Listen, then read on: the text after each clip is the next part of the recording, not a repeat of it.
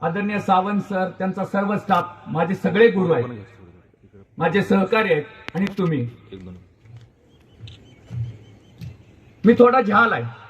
मी काय भाडोत्री बघता नाही, 5-10 हजार रुपये घ्यायचं आणि कौतुक करायचं त्यासाठी मी आलेलोच नाही. मास्तर तशीच असतात, एकदा हातात माईक आले की सुट्टी नाही.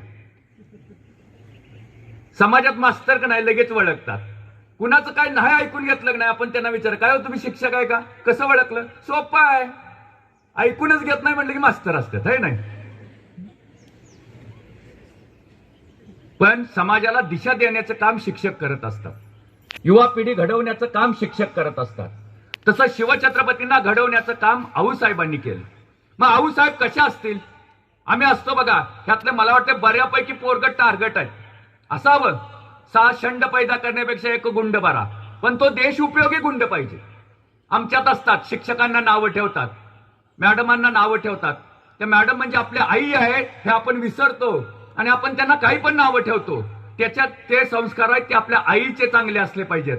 ज्याच्यावर आईचे संस्कार चांगले असतात तो मुलगा कुठल्याही शिक्षकाला आयुष्यात कधी नावं ठेवत नाही. इथनं पुढे कायम लक्षात ठेवा, जो शिक्षकांना नावं ठेवतो त्याच्या घरातले संस्कार खराब आहेत, त्यांनी ते संस्कार सुधारले पाहिजेत. कारण जर शिक्षकच नसतील समाजामध्ये तर तुमची दिशा भरकटलेली असणार आहे. मग व्यसनाधीनकडे देशप्रेम नसणारी अशी युवा पिढी आपण निर्माण करणार आहे. त्यासाठी आपल्याला शिक्षकांचा आदर्श करणं गरजेचं आहे. शिक्षकांना किती जण असतात रे, एक आम्ही फक्त शिक्षक दिन सोडला की त्याच्यानंतर त्या दिवशी पण किती जणांनी शिक्षकांचं दर्शन घेतलं, किती जणांनी आपल्या आईचं दर्शन घेतलं, किती जणांनी आपल्या वडिलांचं दर्शन घेतलं आणि कधी घेत नाही.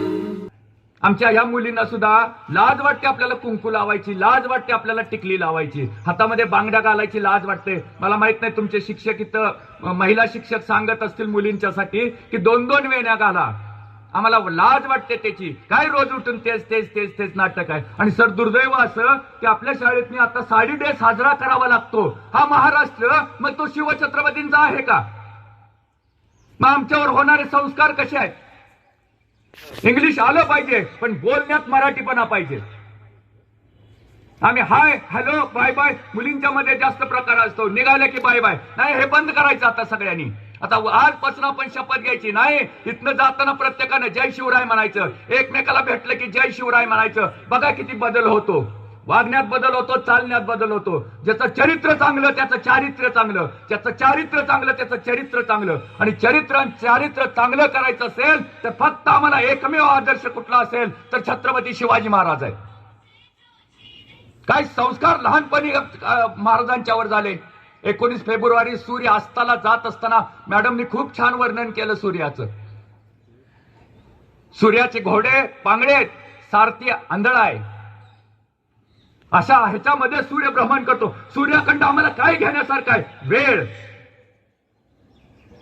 नेहमी करेक्ट वेळेत उगवतो, करेक्ट मावळतो.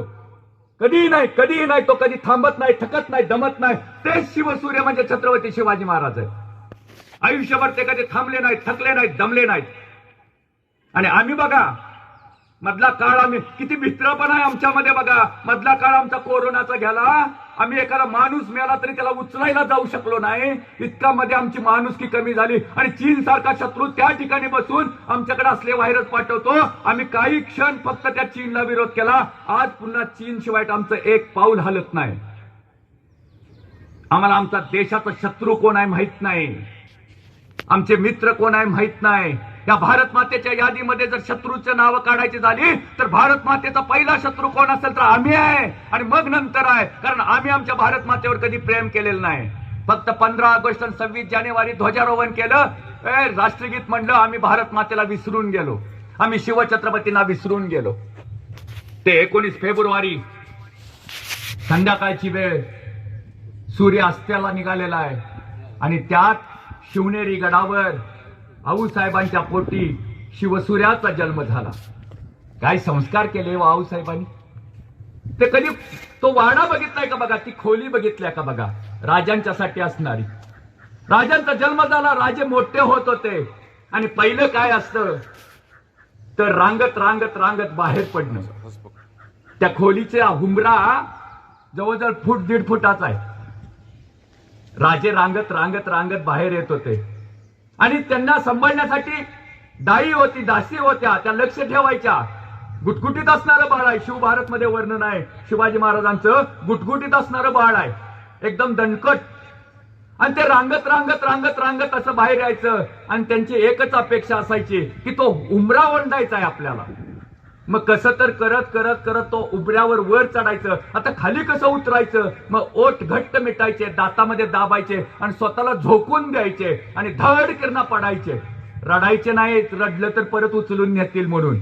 आणि मग तुरु तुरु तुरु तुरु पडायचे आणि उमरा ओंडायचे.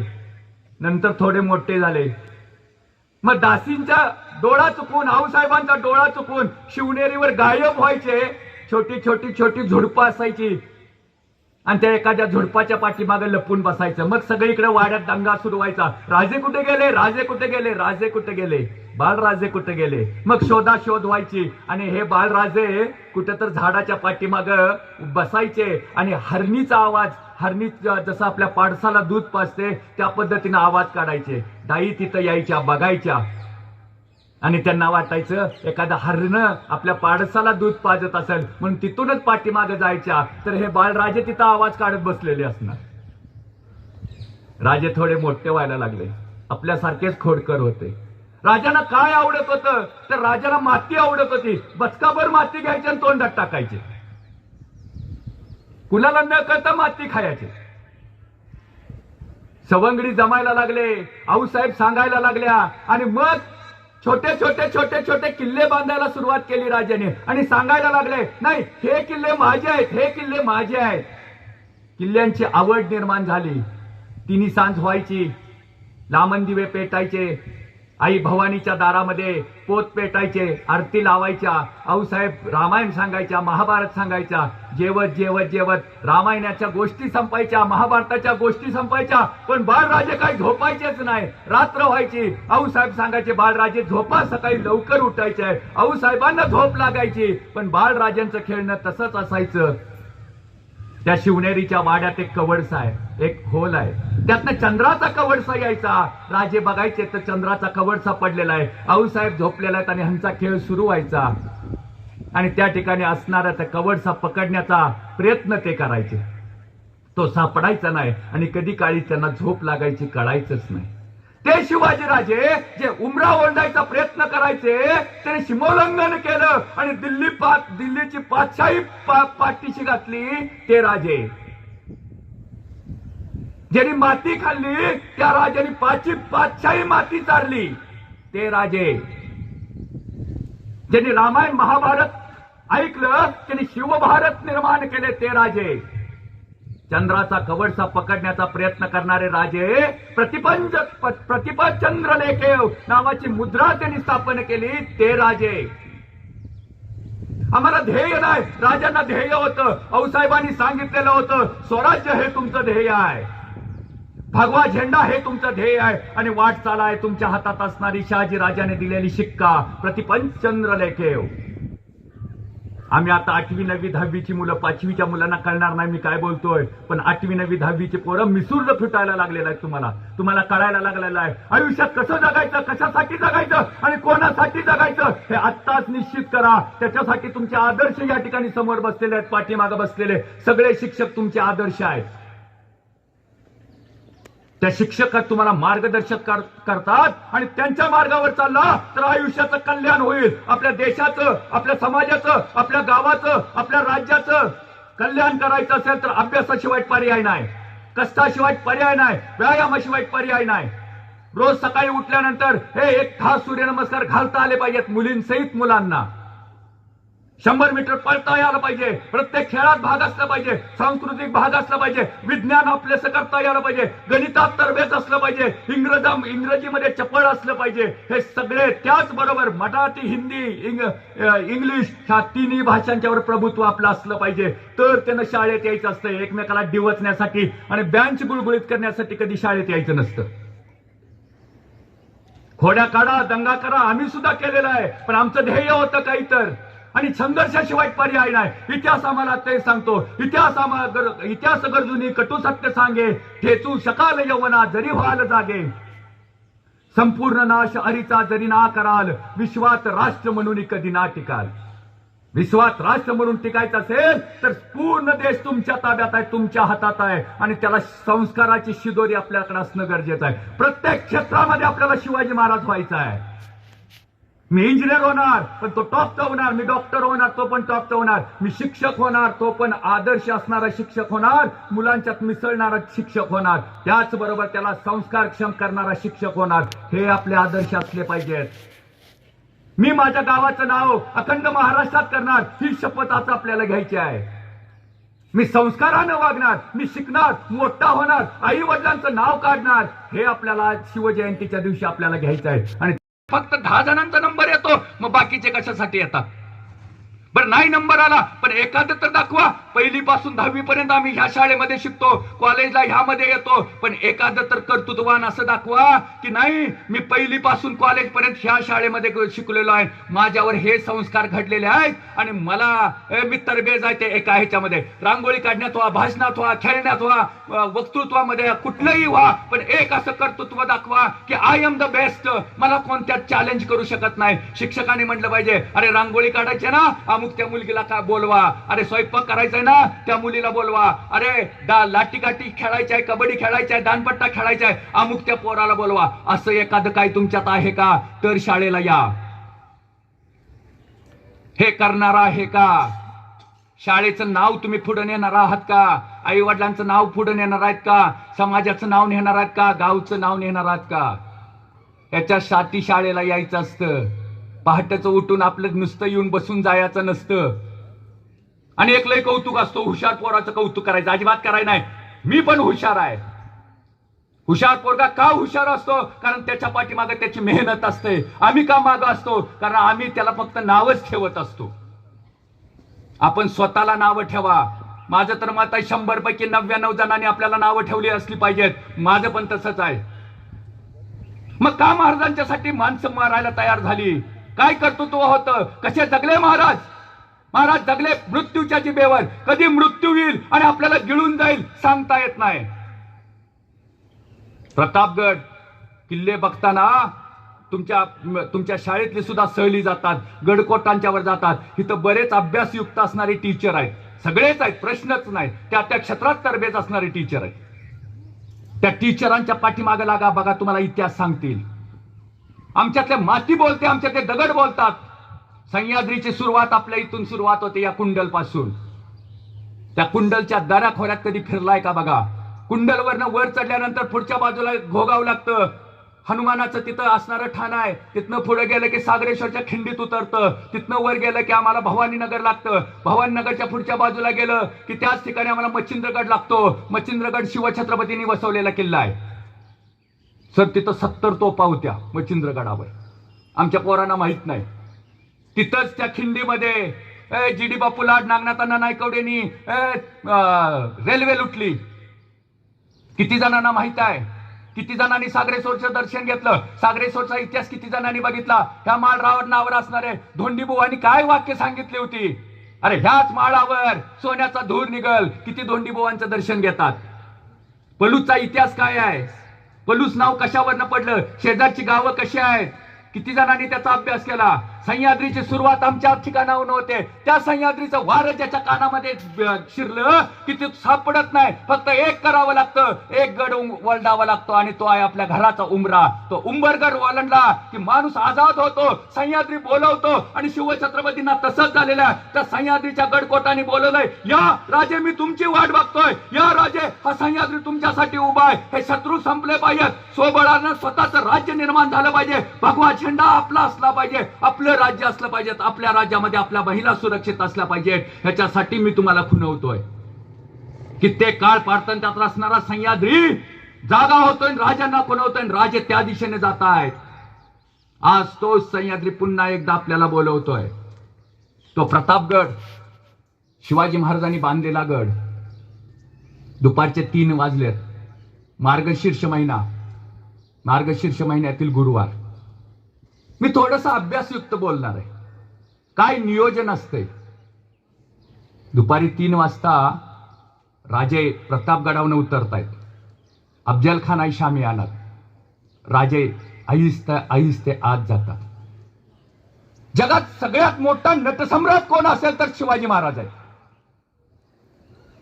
शिवाजी महाराजांच्या सारखं नाटक जगात कुणालाही जमलं नाही, कुणालाही जमलं नाही.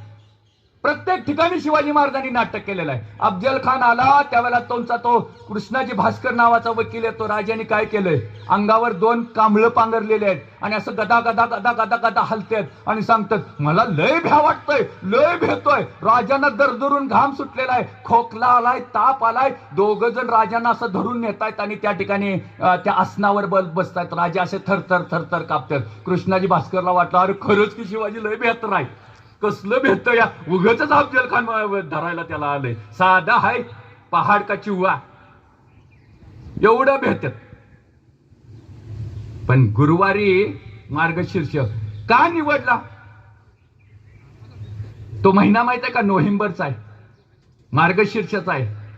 11 तासाचा फक्त कालावधी, 11 तास, 5.5 तास. लगेच सूर्य अस्ताला जातोय दुपारी 3 वाजता. कधी प्रतापगडावर गेला ना, अफजल खानाला जिथं फाडला तिथनं बघा प्रतापगडावरचं काहीच दिसत नाही, कारण सूर्य बरोबर प्रतापगडावर जातो. बघा महाराजांचा इतिहास आणि भूगोलाचा अभ्यास किती मोठा होता.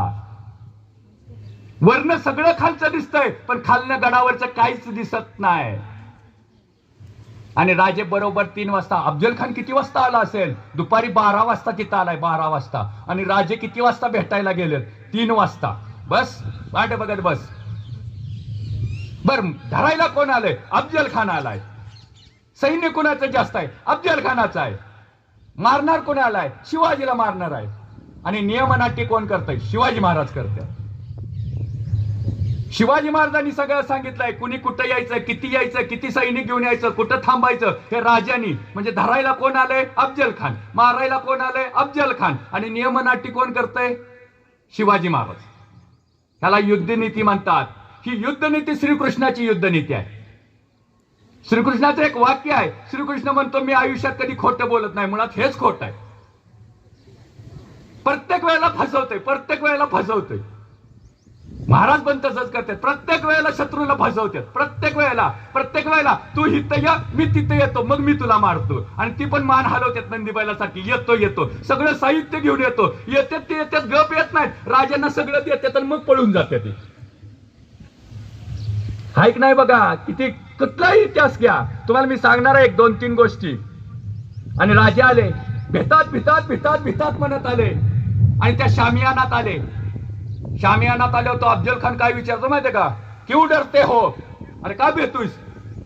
राजे एवढे भेट होते, दारात असेपर्यंत भ्यायचं. आणि एकदम असा पडदा उघडला, आत गेले आणि म्हणले कुणास भ्यावं तर प्रभू रामचंद्रास भ्यावं. तुला कोण भेटतोय? अरे हे काय, आता तर भेट होतो ना, आता असा म्हणतोय. मग भेट झाली, इकडे भेट झाली. आणि मग डाव्या बाजूला राजे गेलेले असताना त्यानं ताकद दाबलं राजांना, कट्यार काढलं, खसकीनं मारलं. टर अंगर का फाटला. राजांच्या लक्षात आलं किती प्रचंड आहे, किती बलाढ्य आहे अफजल खान. तो घोड्यावर बसून 8 मैल गेला की घोड्याची पाठ बाद होत होती. राजांना त्यानं सरळ दाबून मारलं असतं. मग राजांच्याकडे वाघनख्या होत्या. वाघनख्या अशा खवल्या. वाघनख्या कशासाठी खवल्या? त्याचं कारण होतं, मिठी ढिली व्हावी. मिठी ढिली झाली, जरा वेदना झाली की मिठी ढिली झाली. लगेच मिठी ढिली झाल्यावर राजे मागे सरकले. हातामध्ये बिचवा होत्या, खसकीनं बाहेर काढल्या, पोटात घातल्या. टर जेवढं आत फिरवता येतील तेवढं गोड फिरवल्या आणि बाहेर काढल्या. आतडं कोतळा बाहेर. त्याच्यासाठी राजे आधी 15 दिवस त्याचा सराव करत होते. कुठलीही गोष्ट सरावाशिवाय होत नाही. शिवाजी महाराजांचा सारखा व्यायाम कोण करत नव्हतं. रोज सकाळी महाराज पहाटे 4 ला उठून व्यायाम करत होते. आम्ही किती वाजता उठतोय? शिवाजी महाराज होणं तेवढं सोपं नाही. माझ्या घरात 10 शिवाजी महाराजांचे फोटो आहेत, बघा मी किती शिवप्रेमी आहे. हे शिवाजी नावावर ब्लड, माझ्या रक्तामध्ये शिवाजी महाराज आहेत. शिवाजी महाराजांच्या नियमन अटी पाळणार, परस्त्रीला रुक्माई समान मानणार, तो शिवाजी महाराजांचा भक्त असतो. आमच्यात असतं बघा, पोरांच्या मध्ये अष्टगंध लावतात, कानात बाळी घालतात, हातामध्ये भगवं घालतात, रिंगटोन शिवाजी महाराजांची, आणि गाडीवर सुद्धा प्रतिमा शिवाजी महाराजांची. ही व्यसना दिनासारखं दारूच्या गुत्त्यावर किंवा पानपट्टीवर उभा असतं, किंवा वासनाधुंद नजरेनं पोरगीकडे बघत असतो. तो कधी शिवभक्त असू शकत नाही. आम्हाला शिवाजी महाराज मुळात कळालेच नाही. तो अफजल खान सगळा कोतळा आत ढकलतो, दगा दगा दगा लवा लवा लवा करत वरडत वरडत वरडत बाहेर पडतो. त्यावेळेला संभाजी कावजी कोंढाळकर मागणे येतो, तो पालखीत पडतो. भुई पालखी उचलतात, त्याचं मुंडकं एक बाजूला पडलेलं असतं, पाय इकडे पडलेले असतात. अशी पालखी उचलून जाणार, एवढ्यात संभाजी कावजी कोंढाळकर पळत पळत येतो, भुयांच्या पाय तोडतो आणि त्याचं केस धरतो त्या अफजल खानाचं. किरणा वार करतो. हे वार केल्या केल्या मस्तक बाजूला. राज फत झाली. अफजल खान मेला. आणि बघता बघता राजे प्रतापगडावर वर पळत जातात. राजे प्रतापगडावर गेले तरी थर थर थर थर अंग त्यांचं हलत होतं, शहारत होतं. राजे थांबले नाहीत. 2 तासाची लढाई झाली. चंद्र उगवलेला होता. राजाने रात्री सुरुवात केली. एखादा पराक्रम केल्यानंतर आम्ही आपल्या आईला भेटतो, आपल्या घरातल्यांना सांगतो, पेढे वाटत बसतो. राजाने तसं काही केलं नाही. रात्रीच्या वेळेला राजे उठले, आपली फौज घेतली, चला महाबळेश्वर. आणि महाबळेश्वरच्या दिशेने निघाले राजे. बघता बघता वाईत आले. वाईतून ते इकडे यायला सुरुवात झाली. क्या हुआ? अफजल खान मेला. राजे येत आहेत. राजे शिवाजी आला.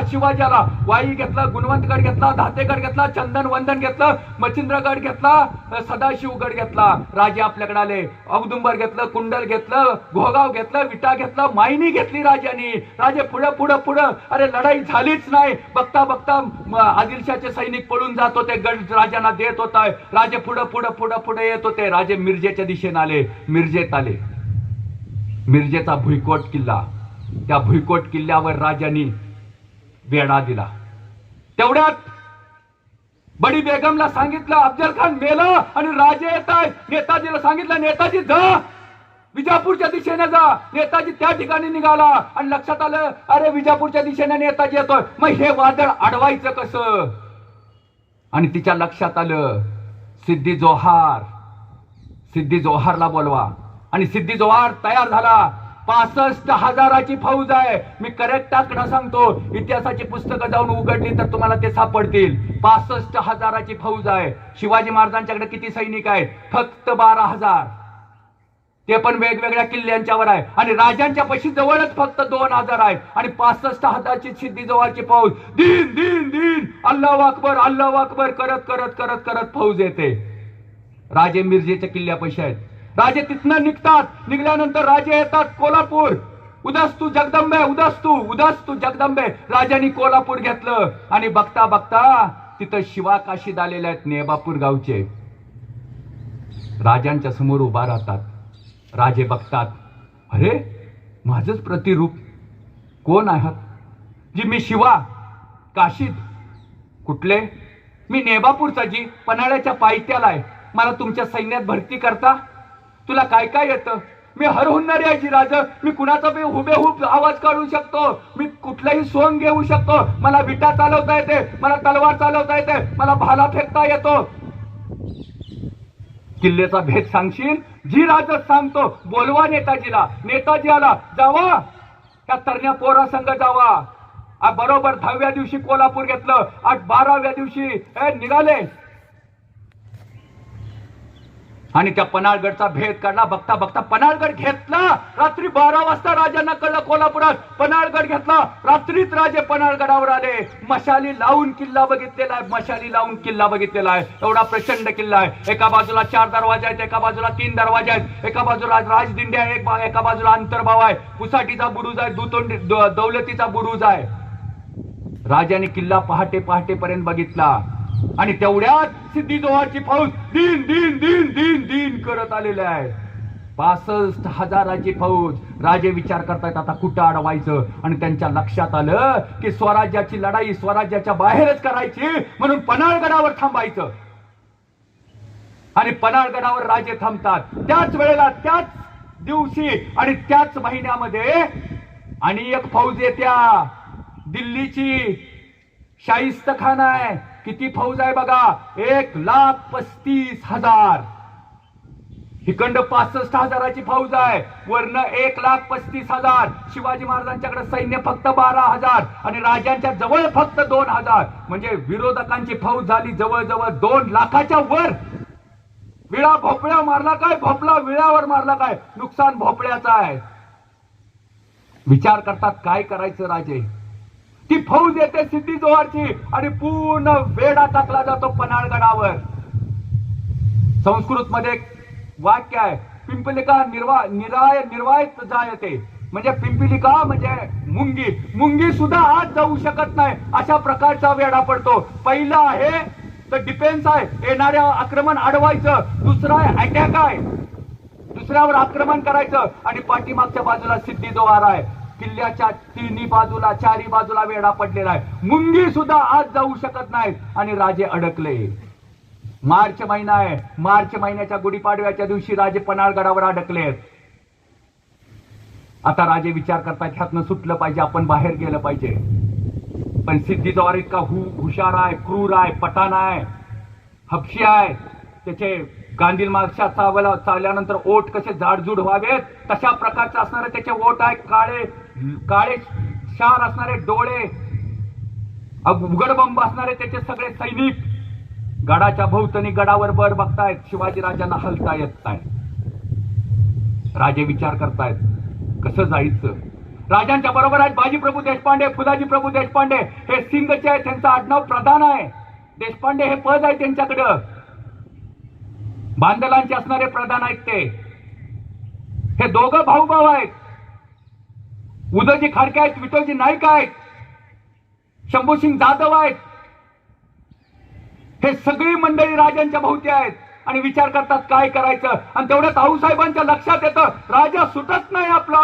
म्हणल्यानंतर आऊसाहेब स्वतः कमरेला तलवार बांधतात, घोड्यावर स्वार होतात आणि जातात. नाही, मी जातो पन्हाळ्याच्या दिशेनं आणि राजांना सोडवून आणतो. स्वतः आऊसाहेब घोड्यावर स्वार होतात आणि निघायला सुरुवात करतात. तेवढ्यात कोणतर सांगतं आऊसाहेब थांबा, आऊसाहेब थांबा, नेताजी येतोय, नेताजी येतोय. नेताजी जो गदक गोकाकडे गेलेला असतो तो लूट घेऊन आलेला असतो. त्याच्या पायावर वार झालेला असतो, रक्तानं पाय भिजलेला असतो आणि तसाच तो राजगडच्या दिशेने येतो. त्यांना कोणतं सांगतं नेताजीराव आऊसाहेब निघालेत राजांना सोडवायला. त्याला लाज वाटते, तो घोड्यावर पळत पळत पुढे येतो आणि सांगतो आऊसाहेब थांबा, आऊसाहेब थांबा, मी जातो, मी जातो.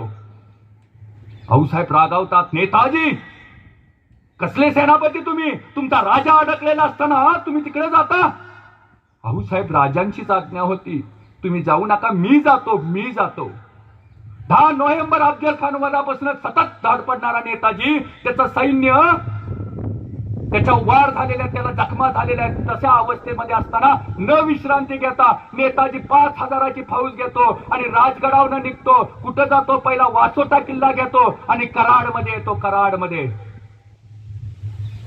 विचार करतोय आता तडक जायचं, पन्हाळगडचा वेढा फोडायचा, राजांना सोडवायचं. राजे विचार तेच करत असतात. राजांना लक्षात येतं कोण तर येणार, कोण तर येणार, माझा नेताजी का होईना येणार.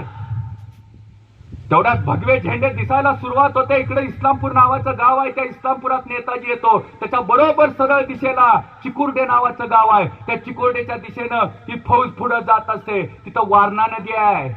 11 जून वारणा नदी, त्यावेळेला आज पावसाला सुरुवात झालेली नसते. वारणा नदी अजून कोरडी असते आणि नेताजीची फौज तिकडे जाते. सिद्धी जोहरच्या छबिन्याचे हसम जे गुप्तहेर येतात ते सांगतात सिद्धी जोहरला, खान साहब कोई तो आ रहा है, कोई तो आ रहा है, कौन है, कौन है, नेताजी, नेताजी. त्याची राखीव 10,000ची फौज असते. जाओ उस नेताजी को वही रोक लो. दिन दिन दिन दिन करत फौज येते. राजे गडावर असतात, दौलतीच्या बुरुजावर वारणेचा परिसर बघत असतात. आले आले भगवे झेंडे आले, भगवे झेंडे आले, माझा नेताजी आला. बाजी येसाजी उठा उठा, चला चला तयारीला लागा, वेढा फोडायचा आहे, नेताजी माझा आला. नेताजी येतो चिकुर्डे गावामध्ये. सिद्धी जोहरची फौज 10,000ची राखीव नेताजीवर आक्रमण करते.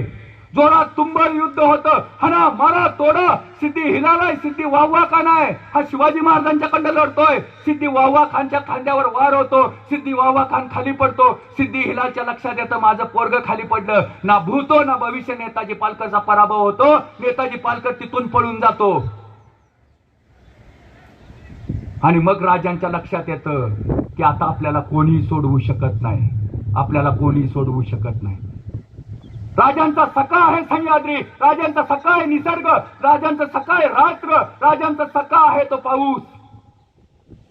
सह्याद्रीमध्ये इतका प्रचंड पाऊस पडतो की आकाशातून बंदुकीच्या गोळ्या जशा बाहेर याव्यात तशा पावसाचे थेंब येतात. दुपारी 4 वाजले की रात्री 8 वाजल्यासारखं वाटतं, अशा प्रकारचा पाऊस होतो. राजे नियोजन करतायत की नाही, आपल्याला इथून जायचं आहे, आपल्याला इथून हलायचं आहे. मग काय ठरलं जातं?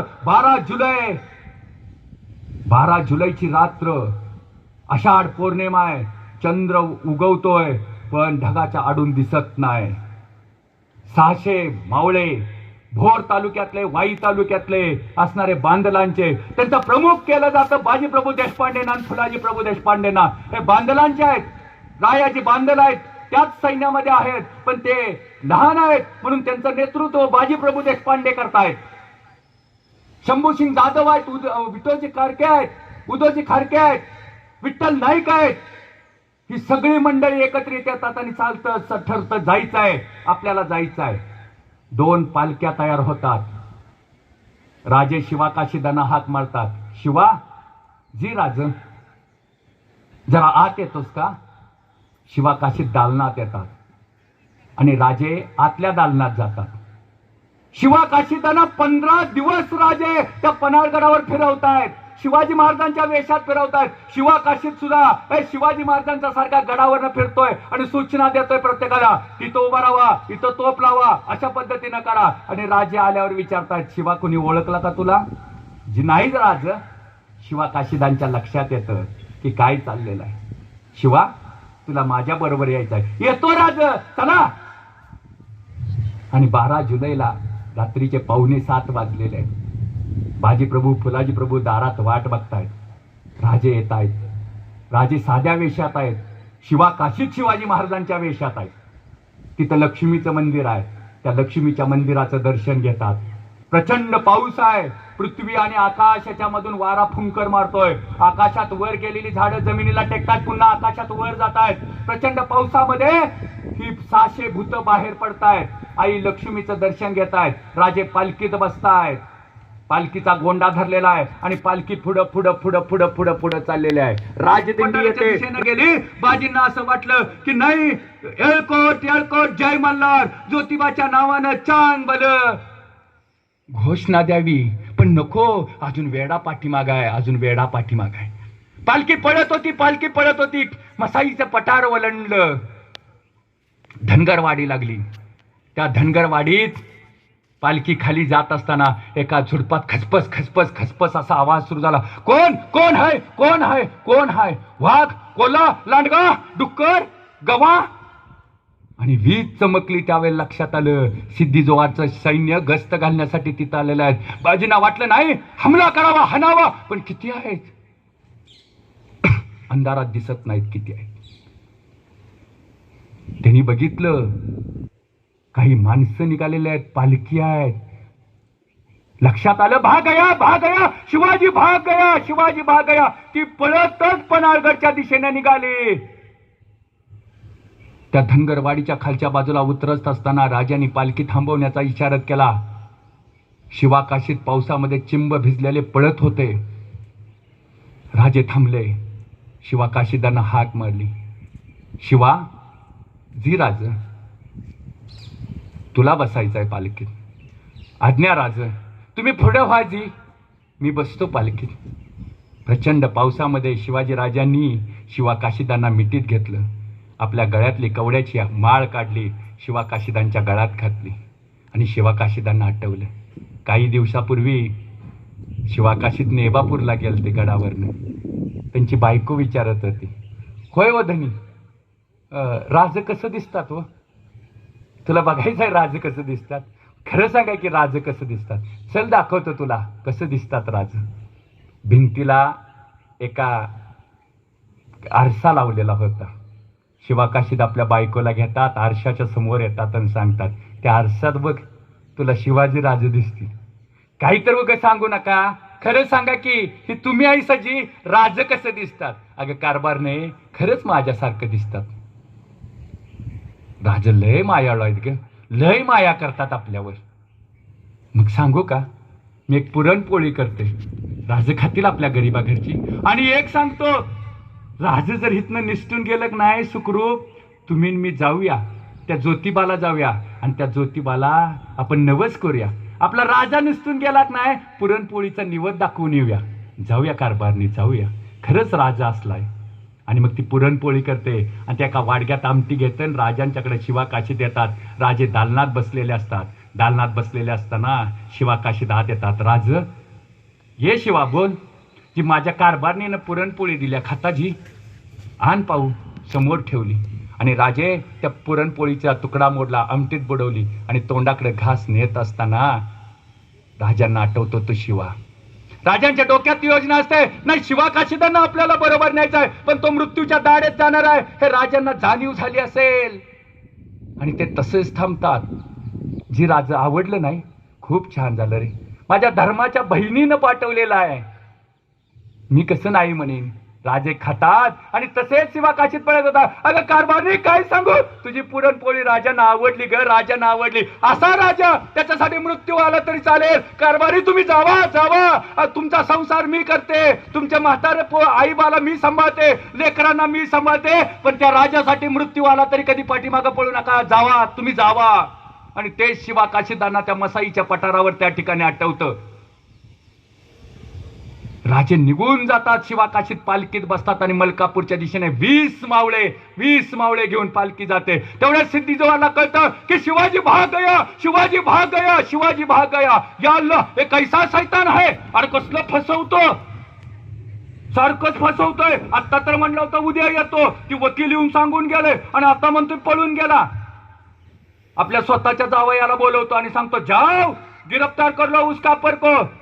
10,000ची फौज जाते मलकापूरच्या दिशेनं घोड्यावर बसून. विजाचा चकमकाट होतो आणि समोर एक पालखी दिसते. कोण है अंदर? शिवाजी. कौन शिवाजी? शिवाजी राजे. कहां भाग रहे हो? खेळना की तरफ. विशाळगडच्या दिशेनं पळतोय. चलो पीछे चल. आमचे 20 जण अशीच होते, भूतच होते, माहित होतं आता मरणार आहे आम्ही, चल. आणि मग पालखी मागं वळली जाते. सलाबत खान जिंदाबाद, आदिलशाही जिंदाबाद. पालखी माग येतो. सिद्धीजोहर असा वैतागलेला असतो, पावसामध्ये त्याला घाम फुटतो आणि तेवढ्यात पालखी येते. त्याला बरं वाटतं, घावला शिवाजी. तो बघतो, सावध असतो. शिवाजीराजे उतरतात, चालत चालत चालत चालत समोर येतात. असे समोर मंचकावर बसलेले असतात. सिद्धीजोहर असतो. कोण हो तुम? शिवाजी राजे. तेवढ्यात फाजल खान येतो आणि सांगतो, खान साहब ये शिवाजी नाहीये. अरे काय सांगतोस लगा, समोर तर शिवाजी बसलाय. खान साहब ये शिवाजी नाहीये, मैंने देखा है. आणि मी बघितलाय शिवाजी. अरे काय फसवतोस लगा, सारखं फसवतोस मी. असं फसवायचं असतं एवढं. कोण हो तुम? शिवा. कोण शिवा? नेबापूरचा न्हावी आहे काशिदाचा. इसका नतीजा? अरे माहित आहे जा. काट डालो उसको. हे 5-50 मावळ्यांच्या वर, 20 मावळ्यांच्या वर 5-50 जण तुटून पडतात. हाणाहानी होते. 20 जणांना कापून टाकलं जातं. त्या शिवा काशीदांच्याकडे विटा असतो. खसकीना फेकायचा, परत माग वाढायचा, खसकीना फेकायचा, माग वाढायचा. ती तुंबळ लढाई त्या पन्हाळगडच्या पायथ्याला झालेली असते. सिद्धीजोहरचा राग अनावर होतो. तिथला भाला घेतो, सरकना फेकतो. सुई सुई सुई सुई सुई करत भाला येतो, शिवा काशीदांच्या छाताडात घुसतो. शिवा काशीद त्याच ठिकाणी धारा तीर्थ पडतात आणि मरताना सांगतात, शिवाजी म्हणून मरतोय, पाठ दाखवणार नाही. शिवा काशीदांचा असामान्य त्याग, असाही लाभू दे मला कर्मयोग. असे मागणे मागतो नित्य तुळजा पदाला, मराठा म्हणावे अशा वागराला. आज शिवा काशीदांची समाधी पन्हाळगडच्या पायथ्याला तुमच्या दर्शनासाठी उभी आहे. अरे जावा त्या ठिकाणी. बाजी प्रभू देशपांड्यांची मूर्ती आहे, शिवा काशीदांची मूर्ती आहे. ती तुम्हाला कशासाठी जगायचं ती सांगते आणि का मारायचं ती सांगत असते. याच्यासाठी गडकोटांच्यावर जायचं असतं. रामजी पांगिरा, कनेरगड. त्या कनेरगडावर दिलेर खान येतो. दिन दिन दिन अल्लाह अकबरची फौज घेऊन येतो. किती आहे? 30,000. किती आहे? 30,000ची फौज आहे. 30,000. आणि कनेरगडावर किती सैनिक आहेत? फक्त 1,000. कशी आहेत आपली माणसं बघा. असंख्यात गेले विरोधात लोक, तरीही न घालणे यमालाही बीक. जरी सागरा एवढे म्लेंच आले, शिवाजी आणि मावळे नाही भ्याले. अरे भीतीच नाही. 1,000 येऊ देत नाही, 10,000 येऊ द्यात. आम्ही ठरलंय एक 50 जणांनी घ्यायचं, हाणायचं, पण माग पडायचं नाही. कारण आमचा स्फूर्तीदाता शिवछत्रपती आहे. आई भवानी आमच्या पाठीशी आहे, प्रत्येकाला माहित आहे. आणि त्या कनेरगडावर त्या रामजी पांगिराला लक्षात येतं 30,000ची फौज आहे. मराठीत एक शब्द आहे निधानी. निधानी या शब्दाचा अर्थ असा आहे मृत्यूला सामोरं जायचं आहे. डोक्याचं मुंडासं काढतात. शिवाजी महाराजांच्या इतिहासातली ही एक लढाई आहे, लक्षात ठेवा कायम. डोकाचं मुंडासं काढतात, अंगावरचे कपडे काढतं, फक्त नेसूच धोतात, उघड बंब. 700 जण तयार होतात आणि सांगतात, 2 हातात 2 तलवारी घेतात आणि कनेरगडचा दार उघडतो. उघडी बोडकी असणारी आपली फौज, ना चिलकत, ना अंगावर कपडे, ना डोक्याला मुंडास, फक्त नेसूच धोतात. चला हर हर महादेव, येळकोट येळकोट, जय मल्हार. आणि दरवाजा असा कर कर कर उघडला जातात. शिवगंगा जशी आकाशातनं खाली यावी तसे sir sir sir sir sir sir खाली येतात. हना मारा तोडा वडा कापा. 30,000 कुठं 700 कुठं. अरे भेंगरीगत हाणत असतात, भोपळा फोडावा तसा फोडत असतात. एक एक जण 10-10 जणांना हाणत असतो. आणि प्रत्येक आपल्या मराठ्यांच्या पोरांच्या पूर्ण शरीराची चाळण झालेली असते, रक्तानं न्हालेले असतात. तो रामजी पांगिरा तर जखम झेलायला जागा नसते. मारुती सिंदूर लावल्यावर जसा जसा दिसावा तसा रामजी असतो. अरे चुटुकदार असणारं पांगिऱ्याचं झाड उन्हामध्ये कसं असावं तसा रामजी असतो. आणि तेवढ्यात तो दिलेर खान सांगतो, ठेरो ठेरो, ए सैतान ठेरो, कोण हो तुम ठेरो. रामजी म्हणतात मला, रामजी हमारी तरफ आओ, वतन मिलेगा. येतोस काय? वतन देतो. अरे तू तुझ्या वतनावर थुंकतो, तुझ्या वतनावर. आणि रामजी म्हणतो, मला वतन देतोस असेल हिम्मत तर चाल कर आणि हत्तीच्या दिशेनं पळाय सांगतो. तो दिलेर खान हत्तीवर उभाच राहतो आणि माहुताला सांगतो, ये सैतान मेरी तरफ आ रहा है, पीछे लो, हाती पीछे लो. हत्तीला कुठे रिवर्स गिअर आहे? हत्ती तसाच काय माहूतच उभा राहतो. खान साहेब भागो, सैतान आया सैतान आया. खान कुठनं वरनं उडी मारणार. त्याच्याकडे बाण असतो, तो बाण घेतो, सिंह किरणा सोडतो, साई साई साई साई साई करत बाण येतो आणि रामजी पांगिरांच्या नरड्यात घुसतो. रामजी पांगिरा वरनं खाली पडतो. पण दिलेर खान भिवून पळून गेले, फक्त 700 जणांना बघून. काही दिवस जातात. हे सातारा नावाचं शहर आहे की नाही, तिथं एक बोगदा आहे. त्या बोगद्याच्या जवळ वेळू नावाचं गाव आहे. गावाचं नाव लक्षात ठेवा, वेळू. रामजी पांगिरे त्या गावचे. राजे तिथनं जात असतात. आमचे सेनापती सांगतात, राज ही जे वेळू नावाचं गाव आहे की नाही, ती रामजीचं. मला जायचंय, मला रामजीच्या घरला जायचंय. सूर्य उगवत असतो, डोंगराच्या कडेला रामजीचं बारकं खोपाट असतं. तिथं म्हातारा बसलेलं असतं रामजीचं. रामजीची आई आत काम करत असते, विधवा बायको असते, 2 पोरं असतात आणि एक भाऊ असतो, तो रानात गेलेला असतो. तेवढ्यात कोणतरी येऊन सांगतं, म्हातार बाबा उठा, राजा आलं राजा आलं. ते म्हातारं सांगतं, हे बसा, सकाळ सकाळी म्हाताऱ्याची कशाची चेष्टा करताय, माझ्या घरला कशाला राजा येईल. नाही, राजा आलं. तेवढ्यात दुसरा येतो, सांगतो, म्हातार बाबा अरे उठ की, राजा आलं. अरे उठ उठ म्हातार बाबा, राजा आलं. तेवढ्यात घोड्यांच्या टापाचे आवाज येतात आणि म्हातार बाबाला कळतं, खरंच राज माझ्याकडे आलेलं आहे. ती उठतं, आगम कारभारने उठ, गंगाळ आण, पाणी ठेव, घोंगड्या ठेव, पंचारती कर, रांगोळी काढ, माझा राजा आला, माझा राजा आला. अरे पडा पडा, सुनबाई कुठायस कुठायस, राजा आला माझा. तेवढ्यात राजे पाय उतार होतात घोड्यावर, कोणतर घोंगडं टाकलं जातं, गंगाळ ठेवलं जातं, पाण्यात पाय भिजवतात राजे आणि घोंगड्यावर बसतात. त्या म्हातार बाबाला कळत नाही, अगं कारभार रे, पंचारती कर, माझा राजा आला ग, माझा राजा आला, माझा राजा आला. राजे घोंगड्यावर बसतात. ती म्हातार बाबा मुजरा करतं की रामजीची आई जवळ येते. रामजीची बारक्या पोरांना राजे जवळ करतात आणि त्या विधवा असणाऱ्या धर्माच्या बहिणीकडे बघतात आणि राजांना सुस्त काहीतरी द्यावं. कमरेला खवलेली सुवर्ण मोहऱ्यांची थैली असते, ती काढतात आणि रामजीच्या बाच्या हातात देत असतात. काय देतायची? ही सुवर्ण मोहरा तुमच्या संसारासाठी. नको राज, नको. आऊसाहेबांनी सगळं दिलंय, पण मला काहीतरी करायचं आहे तुमच्यासाठी. म्हातार बाबा सांगताय, करायचं आहे की नाही? मग राजा एक वचन दे, मीच तुला काहीतरी देणार आहे. काय देणार आहे? वचन तर दे. राजे वचन देतात आणि तेवढ्यात कोण तर सांगतं, ती महादबा रानात पाणी पाजत असतं, त्याला कोण तर सांगतं, अरे महादबा, अरे राजा आले घरला. राज ते तसंच पडत येतं, राजाच्या समोर उभं राहतं. राजे म्हणतात, रामजी. ती म्हातारा म्हणतं, नाही जी, हा महादबा आहे, रामजीचा भाऊ आहे, महादबा आहे. राजे मगाशी वचन दिलंय ना, ते वचन दिलंय ना, ते हेच. अरे माझ्या महादबाला जवळ कर, जसं रामजीला जवळ केलंस तसं माझ्या महादबाला जवळ कर. राजे उभा राहतात. बाबा, एकुलता एक पुत्र, तुमच्या संसारासाठी तो का मिळाला? आणि दुसऱ्याला घेऊन जावा म्हणतायत. अरे राजा, माझ्या पोरानं काय केलं तुला मी सांगू. परिसरामधले असलेल्या जत्रा यात्रा, त्या यात्रांच्या मध्ये ज्यावेळेला मी फिरत असतो नाही, त्यावेळेला तिथली माणसं म्हणतात ती फेटा बांधून चाललेलं ते म्हातारं कोण आहे माहितीये का? रामजीचं बाय, रामजीचं. ऊर भरून येतो रे, छाती फुटते. मला कळतं की माझ्या पोरानं काय केलं. तसंच या पोराला जवळ कर. राजांच्या डोळ्यात अश्रू येतात आणि राजे त्या महात्माला जवळ घेऊन जातात. शिवरायांसाठी सौभाग्य मिळवायला, एकुलता एक पुत्र तोही परी गमवायला तत्पर ज्या असती माता, धन्य धन्य त्या साध्वी विदुला. फुटली जरी आपली भाडे, सुखी राहो शिवभू पाळी, सुखी राहो देश सारा. ध्यास ज्यांच्या चित्ती ऐसा, एक काळ ऐसा होता, एक काळ ऐसा होता. कसे होते माझे राजे? राजांचं वर्णन करणारे काही मोजकीच माणसं आहेत, पण जबरदस्त आहे. त्यातला एक कवी भूषण आहे, उत्तर भारतातला आहे. कवी भूषण लक्षात ठेवा, तो कवी भूषण उत्तर भारतातला आहे. सर, तर उत्तर भारतामध्ये तो कवी भूषण जेवायला बसलाय. एक 20-22 वर्ष वय असेल.